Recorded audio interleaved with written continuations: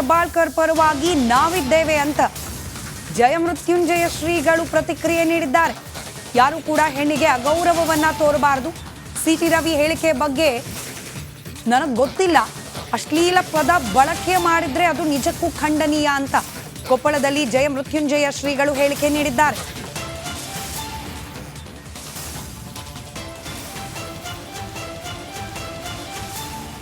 ಭಾರತ ದೇಶದಲ್ಲಿ ಹುಟ್ಟಿರುವಂಥ ಪ್ರತಿಯೊಬ್ಬ ಹೆಣ್ಣಿನ ಮೇಲೆ ನಮಗೆಲ್ಲ ಗೌರವ ಇರಬೇಕು. ಆ ಹೆಣ್ಣಿನ ಬಗ್ಗೆ ಯಾರೇ ಕೆಟ್ಟದಂಗೆ ಮಾತಾಡ್ತಾರೆ ಅದು ಖಂಡನೀಯವಾಗಿರ್ತಕ್ಕಂಥದ್ದು. ಹಾಗಾಗಿ ಅದು ವಿಧಾನಸೌಧದ ಅಧಿವೇಶನ ಒಳಗೆ ಮಾತಾಡಿದ್ರು ಸಹ ತಪ್ಪೇ, ವಿಧಾನಸೌಧ ಹೊರಗಡೆ ಮಾತಾಡೋದು ತಪ್ಪೇ. ಹಾಗಾಗಿ ಯಾರೇ ಆ ಸಂಸದೀಯ ಶಬ್ದಗಳನ್ನು ಬಳಸಿದ್ರೆ ಅದು ನಿಜವಾಗ್ಲೂ ಪಂಚಮಸಾಲಿ ಸಮಾಜ ಕಾಣಿಸುತ್ತೆ. ಯಾವುದೇ ಜಾತಿ ಹೆಣ್ಮಗಳು ಅಲ್ಲ, ಅದು ನನಗೆ ಗೊತ್ತಿಲ್ಲ. ನನಗೇನಪ್ಪ ಅಂದರೆ ನನಗೆ ಬಂದಿರೋ ಮಾಹಿತಿ ಪ್ರಕಾರ ನಂಗೆ ಏನಾರು ಅವ್ರು ಹೇಳಿದ್ರಪ್ಪ ಅಂದರೆ ಸಿಟಿ ರವಿಯವರು ಆ ರೀತಿಯಾಗಿ ಲಕ್ಷ್ಮೀ ಹೆಬ್ಬಾಳ್ಕರ್ ಅವರಿಗೆ ಹೇಳಿದ್ದೆ ಅಂದರೆ ಆ ಒಂದು ಹೇಳಿಕೆ ಖಂಡನೀಯವಾಗಿರ್ತಕ್ಕಂಥದ್ದು. ಆ ನೊಂದವರ ಪರವಾಗಿ ಯಾವತ್ತು ಸಮಾಜ ಅವ್ರ ಜೊತೆಗೆ ಇರುತ್ತೆ ಅನ್ನುವಂಥ ಮಾತನ್ನು ಹೇಳ್ತೀನಿ. ಭಾರತ ದೇಶದಲ್ಲಿ ಹುಟ್ಟಿರುವಂಥ ಪ್ರತಿಯೊಬ್ಬ ಹೆಣ್ಣಿನ ಮೇಲೆ ನಮಗೆಲ್ಲ ಗೌರವ ಇರಬೇಕು. ಆ ಹೆಣ್ಣಿನ ಬಗ್ಗೆ ಯಾರೇ ಪ್ರತಿನಿಧಿ ಹಿರಯ್ಯ ಹಿರೇಮಠ್ ನೀಡ್ತಾ ಹೋಗ್ತಾರೆ. ದೂರವಾಣಿ ಸಂಪರ್ಕದಲ್ಲಿದ್ದಾರೆ. ಹಿರಯ್ಯ, ಪಂಚಮಸಾಲಿ ಸಮುದಾಯದ ಗುರುಗಳು ಮಾತನಾಡಿದ್ದಾರೆ, ಹೆಣ್ಣಿನ ಬಗ್ಗೆ ಯಾರು ಮಾತನಾಡಬಾರದು, ಈ ರೀತಿಯಾಗಿ ಅವಹೇಳನಕಾರಿಯಾಗಿ. ಈ ವಿಚಾರದಲ್ಲಿ ಲಕ್ಷ್ಮೀ ಹೆಬ್ಬಾಳ್ಕರ್ ಅವರ ಪರ ನಾವು ಒಂದು ಸಂದೇಶ ರವಾನೆ ಮಾಡಿದ್ದಾರೆ. ಡೀಟೇಲ್ಸ್ ಕೊಡ್ತಾ ಹೋಗೋದಾದ್ರೆ ಸ್ಮಿತಾ, ನಿಜಕ್ಕೂ ಏನಂತಂದ್ರೆ ನಿನ್ನೆ ಬೆಳಗಾವಿಯಲ್ಲಿ ನಡೆದಂತಹ ಘಟನೆಗೆ ಈಗಾಗಲೇ ಬಿಜೆಪಿ ಒಂದು ಪ್ರತಿಭಟನೆಯನ್ನ ನಡೆಸ್ತಾ ಇದೆ. ಆದ್ರೆ ಈಗಾಗಲೇ ಏನಂತಂದ್ರೆ ಕೂಡಲ ಸಂಗಮ ಪೀಠದ ಏನು ಜಯಮೃತ್ಯುಂಜಯ ಸ್ವಾಮೀಜಿ ಏನಿದ್ದಾರೆ ಅವರು ಈಗಾಗಲೇ ಅಂತಂದ್ರೆ ನಮ್ಮ ಸಮುದಾಯದ ಏನು ಒಬ್ಬ ಮಹಿಳೆ ಏನಿದ್ದಾರೆ ಅವರಿಗೆ ಈ ರೀತಿ ಅಂತ ಒಂದು ಹೇಳಿಕೆಯನ್ನ ನೀಡಿದ್ರೆ ಅದರ ಪರವಾಗಿ ನಾವು ಇರ್ತೀವಿ ಅಂತ ಹೇಳ್ತಾರೆ. ಆದ್ರೆ ಇದ್ರ ಜೊತೆಗೆ ಏನಂತಂದ್ರೆ ಯಾವುದೇ ರೀತಿ ಅಂತಂದ್ರೆ ದೇಶದ ಯಾವುದೇ ಹೆಣ್ಣು ಮಕ್ಕಳಿಗೆ ಈ ರೀತಿಯಾಗಿ ಅವಾಚ್ಯವಾಗಿ ಮತ್ತು ಅಶ್ಲೀಲವಾಗಿ ಮಾತಾಡೋದನ್ನ ನಾವು ಖಂಡನೆಯನ್ನ ಮಾಡ್ತೀವಿ. ಆ ರೀತಿ ನಮ್ಮ ಸಮುದಾಯದ ಏನು ಲಕ್ಷ್ಮೀ ಹೆಬ್ಬಾಳ್ಕರ್ ಒಬ್ಬರು ಸಚಿವ ಆಗಿದ್ದಾರೆ, ಅವ್ರ ಜೊತೆ ಅವ್ರ ಮೇಲೆ ಈ ರೀತಿಯಂತ ಒಂದು ಹೇಳಿಕೆಯನ್ನ ಏನು ಸಿಟಿ ರವಿ ಅವರು ಮಾಡಿದ್ರೆ ನಾವು ಎಲ್ಲರೂ ಕೂಡ ನಮ್ಮ ಸಮಾಜ ಏನು ಲಕ್ಷ್ಮೀ ಹೆಬ್ಬಾಳ್ಕರ್ ಅವರ ಬೆನ್ನಿಗೆ ನಿಲ್ಲುತ್ತೆ ಅನ್ನುವಂತ ಒಂದು ಮಾತನ್ನ ಇವತ್ತು ಈಗಾಗಲೇ ಏನಂತಾರೆ ಜಯಮೃತ್ಯುಂಜಯ ಸ್ವಾಮೀಜಿ ಅವರು ಹೇಳಿದ್ದಾರೆ. ಸ್ಮಿತಾ, ಈಗ ಧನ್ಯವಾದ ಹಿರಯ್ಯ ಮಾಹಿತಿಗಾಗಿ.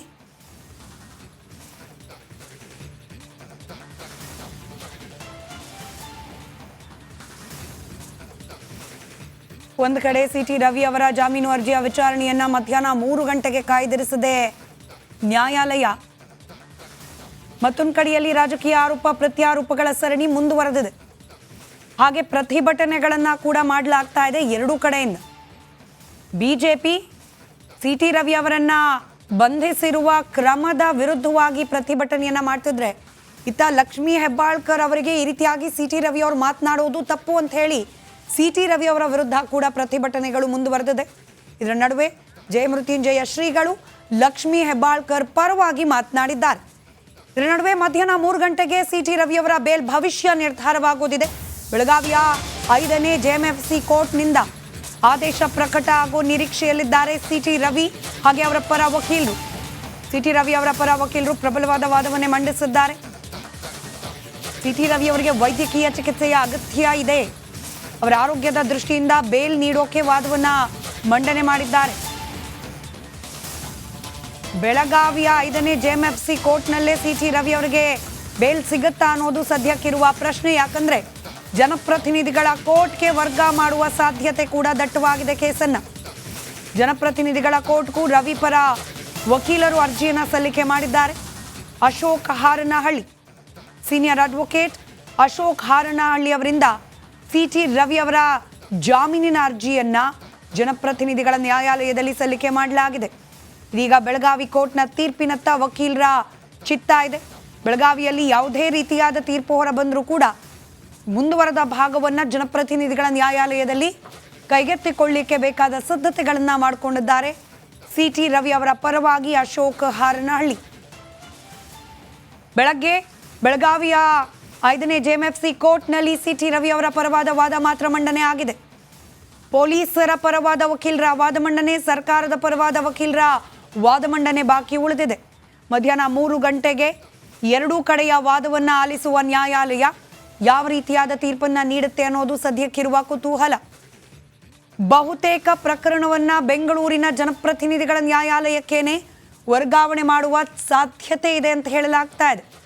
ಹೀಗಾಗಿ ಮುನ್ನೆಚ್ಚರಿಕಾ ಕ್ರಮ ಅನ್ನೋ ರೀತಿಯಲ್ಲಿ ಈ ಬೆಂಗಳೂರಿನಲ್ಲಿರ್ತಕ್ಕಂಥ ಜನಪ್ರತಿನಿಧಿಗಳ ವಿಶೇಷ ನ್ಯಾಯಾಲಯದಲ್ಲೂ ಕೂಡ ಸಿಟಿ ರವಿ ಅವರ ಪರವಾದ ಬೇಲ್ ಅಪ್ಲಿಕೇಶನ್ ಜಾಮೀನು ಅರ್ಜಿಯನ್ನ ಸಲ್ಲಿಕೆ ಮಾಡಿಯಾಗಿದೆ. ಮಧ್ಯಾಹ್ನ 3 ಗಂಟೆಗೆ ಮತ್ತೊಮ್ಮೆ ಬೆಳಗಾವಿಯ ಜೆಎಂಎಫ್ಸಿ ನ್ಯಾಯಾಲಯದಲ್ಲಿ ವಿಚಾರಣೆ ನಡೆಯೋದಿದೆ. ಜೆಎಂಎಫ್ಸಿ ಕೋರ್ಟ್ನ ಆದೇಶಕ್ಕೋಸ್ಕರ ಕಾಯ್ತಾ ಇದ್ದಾರೆ ಅಶೋಕ್ ಹಾರನಹಳ್ಳಿ.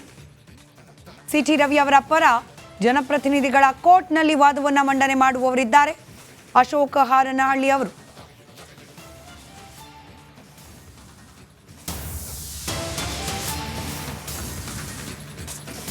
ಜನಪ್ರತಿನಿಧಿಗಳ ಕೋರ್ಟ್ಗೆ ಸಿಟಿ ರವಿ ಅವರ ಕೇಸ್ ವರ್ಗವಾಗುತ್ತಾ? ಬೆಳಗಾವಿ ಪೊಲೀಸರಿಂದ ಸಿಟಿ ರವಿ ಅವರನ್ನ ಶಿಫ್ಟ್ ಮಾಡಲಿಕ್ಕೆ ಬೇಕಾದ ಸಿದ್ಧತೆಗಳನ್ನು ಮಾಡಿಕೊಳ್ಳಲಾಗಿದೆಯಂತೆ. ರಸ್ತೆ ಮಾರ್ಗವಾಗಿಯೇ ಸಿಟಿ ರವಿ ಅವರನ್ನ ಬೆಂಗಳೂರಿಗೆ ಕರೆತರೋ ಸಾಧ್ಯತೆ ಇದೆ. ಬೆಳಗಾವಿ ಪೊಲೀಸರಿಂದ ಸಿಟಿ ರವಿ ಅವರನ್ನ ಬೆಂಗಳೂರಿಗೆ ಕರೆದುಕೊಂಡು ಬರುವ ಸಿದ್ಧತೆಯನ್ನ ಮಾಡಿಕೊಳ್ಳಲಾಗ್ತಾ ಇದೆ ಅನ್ನೋ ಮಾಹಿತಿ ಇದೆ.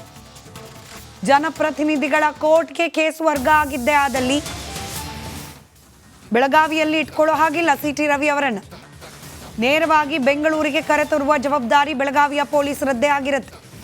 ಹೀಗಾಗಿ ಸಿಟಿ ರವಿ ಅವರನ್ನ ಬೆಂಗಳೂರಿಗೆ ಶಿಫ್ಟ್ ಮಾಡುವ ಪ್ರಕ್ರಿಯೆಗೆ ಬೇಕಾದ ಸಿದ್ಧತೆಯನ್ನ ಮಾಡಿಕೊಳ್ತಿದ್ದಾರೆ ಬೆಳಗಾವಿಯ ಪೊಲೀಸರು ಅನ್ನೋ ಮಾಹಿತಿ ಇದೆ. ಜೆಎಂಎಫ್ಸಿ ಕೋರ್ಟ್ನಲ್ಲೇ ವಿಶೇಷ ಕೊಠಡಿಯ ವ್ಯವಸ್ಥೆಯನ್ನ ಮಾಡಲಾಗಿದೆ. ಸಿಟಿ ರವಿ ಅವರಿಗೆ ಬಿಗಿಯಾದ ಪೊಲೀಸ್ ಭದ್ರತೆಯನ್ನ ಕೂಡ ನಿಯೋಜನೆ ಮಾಡಲಾಗಿದೆ. ಇನ್ಫ್ಯಾಕ್ಟ್ ನಿನ್ನೆ ರಾತ್ರಿ ಇಡೀ ಒಂದು ಠಾಣೆಯಲ್ಲಿ ಸಿಟಿ ರವಿ ಅವರನ್ನ ಇಡಲಿಲ್ಲ ಅನ್ನೋ ವಿಚಾರಕ್ಕೆ ಆಕ್ಷೇಪ ವ್ಯಕ್ತವಾಗ್ತಾ ಇದೆ. ಪೊಲೀಸರ ವರ್ಷನ್ ಕೂಡ ನ್ಯಾಯಾಲಯದ ಮುಂದೆ ಮಂಡನೆ ಆಗೋದು ಬಾಕಿ ಇದೆ. ಯಾಕೆ ಹಾಕಿ ಸುತ್ತ ಹಾಕ್ಸಿದ್ರು, ಯಾಕೆ ಊರಿನಿಂದ ಊರಿಗೆ ಅಲೆದಾಡಿಸಿದ್ರು ಸಿಟಿ ರವಿ ಅವರನ್ನ, ಇದರ ಬಗ್ಗೆ ಪೊಲೀಸರು ಕೂಡ ನ್ಯಾಯಾಧೀಶರ ಮುಂದೆ ತಮ್ಮ ಮಾಹಿತಿಯನ್ನು ಹಂಚಿಕೊಳ್ಳಲೇಬೇಕಾಗಿದೆ. ಬಹುತೇಕ ಎಲ್ಲಾದರೂ ಒಂದು ಠಾಣೆಯಲ್ಲಿಟ್ಟರೆ ಅವ್ರ ಮೇಲೆ ಮತ್ತೆ ಅಟ್ಯಾಕ್ ಮಾಡುವ ಪ್ರಯತ್ನಗಳಾಗಬಹುದು, ಅಥವಾ ಅವರ ಪರವಾದ ಬೆಂಬಲಿಗರು ಹೆಚ್ಚಿನ ಸಂಖ್ಯೆಯಲ್ಲಿ ಬಂದು ಠಾಣೆ ಮುಂದೆ ಜಮಾವಣೆ ಆಗಬಹುದು ಅನ್ನೋ ಕಾರಣವನ್ನ ಕೂಡ ಪೊಲೀಸರ ಪರವಾಗಿ ವಾದ ಮಂಡನೆ ಸಂದರ್ಭದಲ್ಲಿ ವಿಚಾರಗಳು ಪ್ರಸ್ತಾಪ ಆಗೋ ಸಾಧ್ಯತೆ ಇದೆ. ಸದ್ಯಕ್ಕೆ ಬೆಳಗಾವಿಯ ಜೆಎಂಎಫ್ಸಿ ಕೋರ್ಟ್ನಲ್ಲೇ ವಿಶೇಷ ಕೊಠಡಿಯ ವ್ಯವಸ್ಥೆಯನ್ನ ಸಿಟಿ ರವಿ ಅವರಿಗೆ ಮಾಡಲಾಗಿದೆ. ಅಲ್ಲಿಂದಲೇ ಮತ್ತಷ್ಟು ಅಪ್ಡೇಟ್ಸ್ನೊಂದಿಗೆ ನನ್ನ ಕಲೀಗ್ ಮೈಲಾರಿ ನೇರ ಸಂಪರ್ಕದಲ್ಲಿದ್ದಾರೆ. ಮೈಲಾರಿ, ನಾವು ಜೆಎಂಎಫ್ಸಿ ಕೋರ್ಟ್ನ ಮುಂಭಾಗದಲ್ಲಿ ದೃಶ್ಯವನ್ನು ಗಮನಿಸಿದ್ವಿ.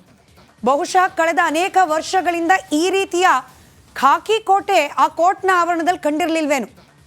ಭಾರಿ ಪೊಲೀಸ್ ಭದ್ರತೆ ಜೊತೆಗೆ ಅಷ್ಟೇ ಹೈಡ್ರಾಮಾಕ್ಕೂ ಕೂಡ ಸಾಕ್ಷಿ ಆಗ್ತಾ ಇದೆ ಬೆಳಗಾವಿ ಇವತ್ತು.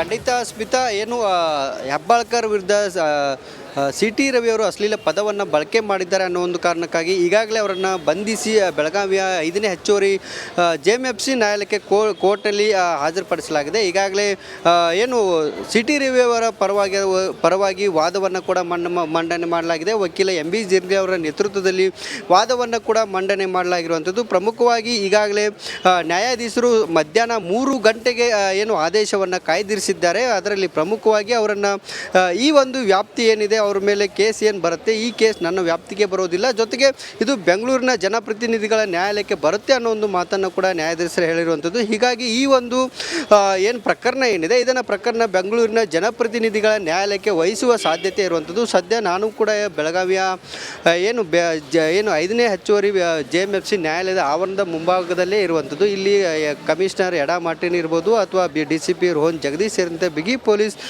ಬಂದೋಬಸ್ತನ್ನು ಕೂಡ ನಿಯೋಜನೆ ಮಾಡಲಾಗಿದೆ. ಈಗ ಏನು ಕೋರ್ಟ್ ಆದೇಶದ ಪ್ರತಿಗಾಗಿ ಪೊಲೀಸರು ಕೂಡ ಕಾಯ್ತಿದ್ದಾರೆ. ಮಧ್ಯಾಹ್ನ 3 ಗಂಟೆಗೆ ಈಗಾಗಲೇ ಕೋರ್ಟ್ನಲ್ಲಿ ಏನು ಆದೇಶ ಪ್ರಕಟ ಆಗುತ್ತೆ. ಪ್ರಕಟ ಆದ ನಂತರ ಒಂದು ವೇಳೆ ಏನು ಬೆಂಗಳೂರಿಗೆ ಏನು ಶಿಫ್ಟ್ ಆಗಿದ್ದೇ ಆದರೆ ಅವ್ರನ್ನ ರಸ್ತೆ ಮಾರ್ಗವಾಗಿ ಇಲ್ಲಿ ಏನು ಸಿಟಿ ರವಿ ಅವ್ರನ್ನ ಕರೆದುಕೊಂಡು ಹೋಗ್ತಾರೆ. ಕರೆದುಕೊಂಡು ಹೋಗಿ ಅಲ್ಲಿ ಜನಪ್ರತಿನಿಧಿಗಳ ನ್ಯಾಯಾಲಯಕ್ಕೆ